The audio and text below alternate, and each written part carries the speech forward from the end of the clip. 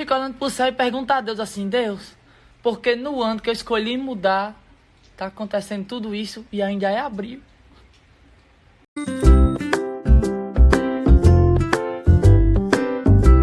Pessoas na minha vida e eu lembro que eu trabalhava numa escola de música, a Free Music, lá em Santo André. E a Andréia, que é a dona da escola, é a Andréia e o Quinzinho, né? Ela chegou pra mim e falou, Lu, você não anda bem?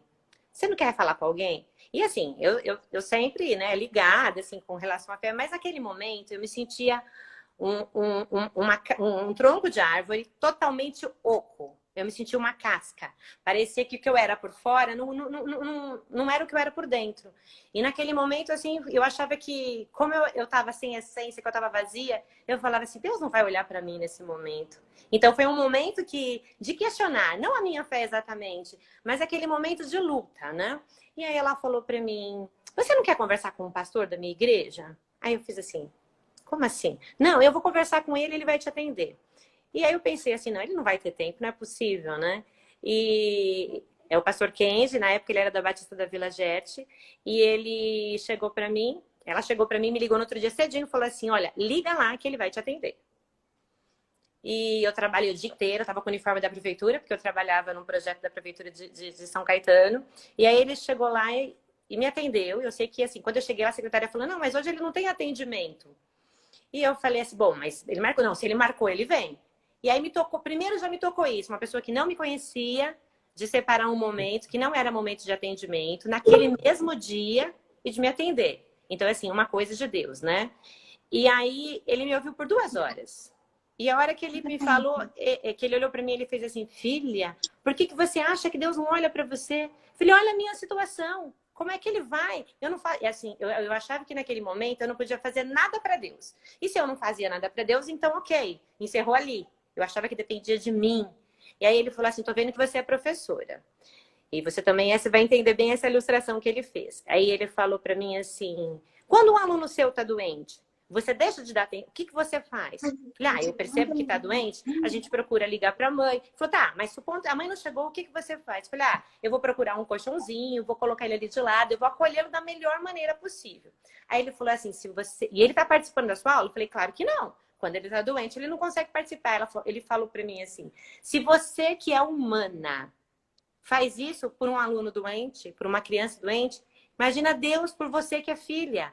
Se você está doente e você acha que Deus não olha para você por causa disso, você está enganada. Ele está presente e ele está cuidando de você nesse momento. Ele está fazendo você passar por isso para algo melhor. E ele falou, o que você mais sente falta? Eu falei para ele, de colo. Tem momento que eu estou lá no chão, porque eu não conseguia deitar na cama, eu deitava no chão. E eu sentia falta de um colo. E assim, ele falou para mim, ok, então quando você estiver lá no chão, você vai pedir colo para Deus. Me pareceu tudo assim, muito místico na hora, né? Eu tinha fé, tudo. Mas eu estava naquele momento de questionar e eu falei, como é isso de pedir colo para Deus? Jéssica, era impressionante. Eu estava lá naquele momento e aí eu comecei a pedir, Senhor, eu quero colo. Eu quero colo. E aí eu estava no chão e eu comecei a sentir uma sensação de conforto mesmo, de que eu tivesse encostada no peito de Deus.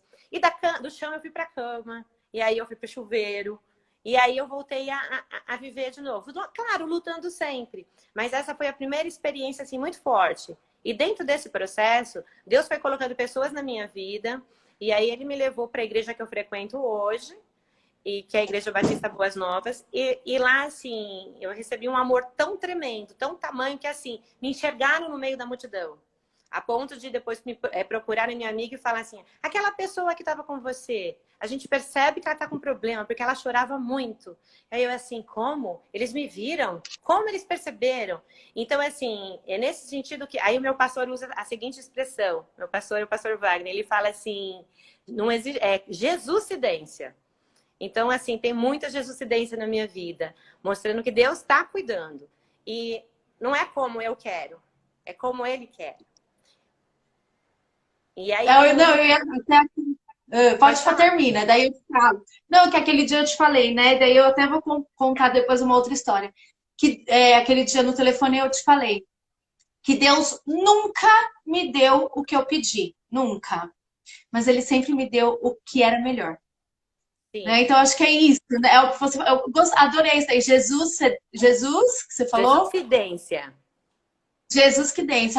É isso mesmo. Não é do jeito que a gente quer, não é na hora que a gente quer, na hora que ele acha melhor, que ele prepara a gente, né? Então, Sim. eu, eu gosto muito disso, né? De falar que Deus nunca, Lu, em nenhum momento que eu falava, ai, Deus, eu quero isso, eu quero aquilo, mas ele vinha de uma outra forma, de uma outra maneira e sempre foi muito melhor. Então, acho que são essas provas, né? Da gente falar, não, realmente ele tá ali cuidando. Termina, Lu, não devia ter te atrapalhado. Imagina, que é isso, Jéssica. E assim, Deus tem mostrado esse cuidado diariamente, porque é um dia que você não está muito bem e a gente vai dar uma aula e a gente recebe um abraço, um bilhetinho, não é, Jéssica? O sorriso, o olhar de uma criança. Então, a gente que trabalha com crianças, a gente tem esse privilégio, né, que é muito gostoso. E como Deus se manifesta através delas, né? E eu li um livro de um autor que eu gosto muito, é Max Lucado. E o livro é Ouvindo Deus na Tormenta. E aí esse livro ele fala que ele tem várias parábolas, né, do cotidiano. E ele fala que assim, ele ajuda a gente a ter uma vida mais rica e confiar plenamente em Deus. Que o alvo de Deus é sempre nos manter seguros. Então assim, quando você falar, ele não me deu o que eu pedi, né? Mas ele fez o que era melhor para você. Eu posso dizer para você, eu não vou te falar que Deus não deu o que eu pedi. Ele sempre cumpre os desejos do meu coração. Sempre. Às vezes não é como eu quero, mas ele sempre cumpre, entendeu? De uma forma Exato. ou de outra. Então tem momentos que eu não entendo e eu só confio. E lá na frente eu passo a entender. Tem momentos que eu não vou entender nunca, mas basta eu confiar, entendeu? E eu acho que esse é o momento, né? Esse momento que a gente está vivendo é bem isso. Lu, eu acho que quando a gente. Eu lembro quando foi o dia que a gente saiu lá da escola, né? Acho que foi o último dia, foi uma sexta-feira. Foi muito triste, né, E Jéssica? eu lembro assim, porque é um ambiente que eu me sinto tão bem lá dentro, né? Não sei se é porque chama Externato Santo Antônio, então, ou então Não, tem mas as eu me irmãs sinto lá. muito bem lá, muito bem acolhida, né? Sim, a gente sempre encontra a palavra de alguém nos corredores, é o que você falou, no olhar das crianças.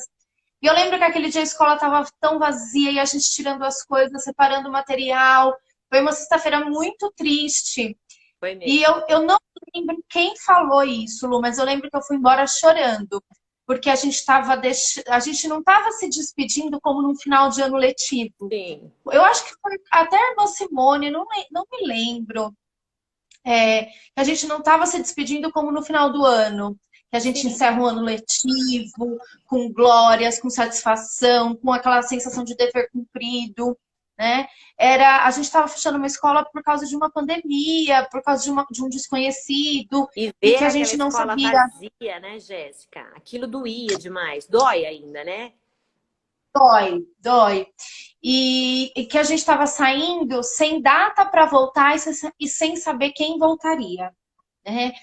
Eu acho que eu estava conversando com a Gabi, uma coisa assim, Lu, não lembro. Mas foi uma coisa tão forte. E realmente, na hora que eu fui do caminho da escola até o estacionamento, eu fui chorando, Eu né? também. E eu falava, Deus,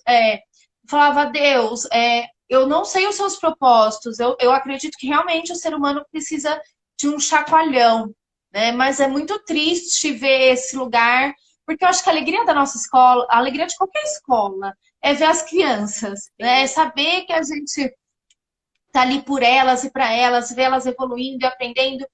E para mim tem aquela passagem de Jesus, né? Deixe vir a mim as criancinhas. Eu amo essa parte, né?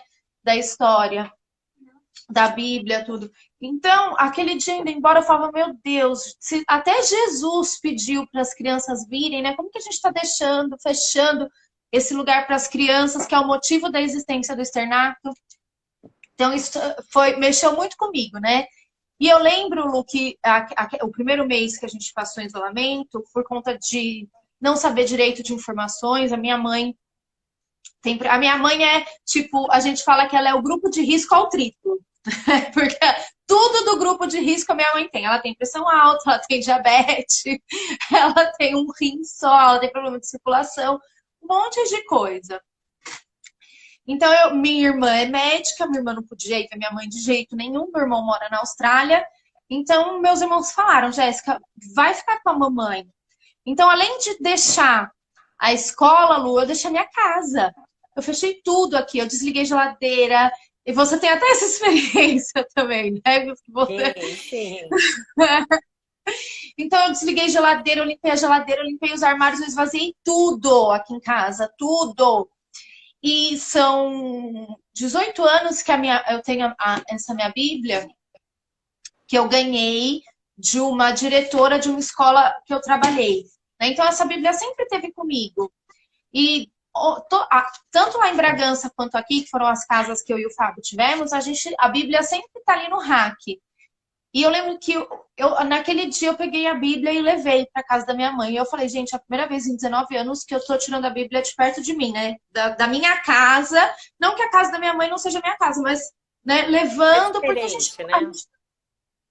a gente não sabia o que que era. Então eu cheguei lá, quando eu pus a Bíblia na cristaleira da minha mãe e falei, Deus, eu não sei os seus propósitos, não sei, mas eu confio, o que você falou, né? Eu confio, eu tô aqui como um instrumento seu. Se o senhor acha que eu tenho que estar aqui nesse momento, é aqui que eu vou estar. Eu acho que é muito essa ligação, né, Lu, que a gente tem, Sim, que é a espiritualidade. é. Independente que eu até te falei do filme, né? Que eu amo o filme A Cabana, Uhum. exatamente por conta dessa passagem. Que Deus não criou a igreja. Nós criamos para a gente ter aquela palavra de conforto, né? O Sim, homem criou. Então, às vezes, a gente se sente bem em uma, a gente se sente bem em outra, mas a espiritualidade é isso, a gente crê num poder maior que rege a nossa vida. E eu sempre confio. E estamos aqui, entre trancos e barrancos, né, Lu? ó, e nessa situação, pode falar, Jé, te interrompi, Não, que eu desculpa. ia falar, eu já voltei para minha casa, mas você agora está aí nessa situação É, toda. eu estou em casa sem estar em casa, né, na verdade. Então, só para compartilhar aí, né? Eu estava morando na mesma casa há 10 anos e meio, que é no bairro que eu nasci, no bairro que meu irmão mora, que meu pai mora, e eu achava que ali eu ficaria. E aí, no final do ano, de repente, aquele cansaço, aquela coisa assim, e aí eu falei, bom, acho que eu vou morar mais perto do serviço. E aí começamos a orar, e aí o nosso propósito foi assim, né? Aquela questão de que Deus não ia abrir um buraco lá para falar. Então, assim, se Deus conduzir tudo, é porque é pra gente mudar. E em 15 dias nós vendemos nosso apartamento e compramos. Numa troca tripla, né? Qual a chance disso dar certo? Mas enfim, deu tudo certo. Aí eu tava feliz, né? Me achando, né? Comecei o ano planejando mudança. Entreguei meu apartamento, fui morar de aluguel no apartamento, desfiz as minhas coisas. E lá estou eu, num momento, numa situação provisória, esperando liberar meu apartamento para reformar, os móveis comprados, me achando, né? É um momento gostoso. E aí, de repente, a gente entra nessa quarentena, nesse isolamento. E aí eu me vi obrigada a mudar para o meu apartamento, porque sem iniciar reforma nenhuma. E aí, tendo deixado meus móveis tudo para trás. E aí você fala, mas como isso? Aí eu costumo brincar, né? Que Deus deve ter um senso de humor tremendo. Né? Que quando a gente acha que a gente está no controle de alguma coisa, ele fala, não é tão simples assim. Não, né? Calma, não é por aí. E a pessoa que ficou com o meu apartamento, a gente conversa também, porque ela também está na mesma situação, né? Só que ela chegou a começar a reformar. Então ela não tinha nem opção de entrar na casa, né? E aí ela falou que, assim, a gente ia se achar, né? A gente tá com casa nova na quarentena. Porque, assim, a gente falou, podia ter pelo menos esperado, né? Mas aí Deus falou, não tão simples assim, né? Porque a gente ia ficar se achando muito, né? A gente até ia ser bom a quarentena e, assim, a gente não ia aprender muita lição. Mas, enfim, naquele momento mexeu muito com as minhas filhas, né? Porque elas não tinham mais o espaço delas, elas não têm até hoje. Elas estavam dormindo no chão, uma situação muito provisória. E aí você fala assim... Aí teve momentos que me bateu o desespero. Eu tava lá no outro apartamento que não era o meu, que era o provisório, que eu tinha alugado para poder reformar este. E me bateu o desespero, uma angústia à noite. Aí eu lembrava de como Deus conduziu a negociação lá em dezembro, né? Como foi rápido, como foi fácil o processo. Gente, não se vende um apartamento, você imaginou 3. E foi assim que aconteceu. Muito rápido. E aí eu falava assim, não é possível. Se Deus conduziu lá, ele continua conduzindo aqui. E aí eu chamei minhas filhas e falei, olha, é fácil a gente ter fé, né? Ah, tá tudo bem, eu tenho fé, eu creio em Deus e tá tudo certo, Deus tá no controle. Mas e aí situações como essa colocam a nossa fé à prova, né, Gé? E é bem aí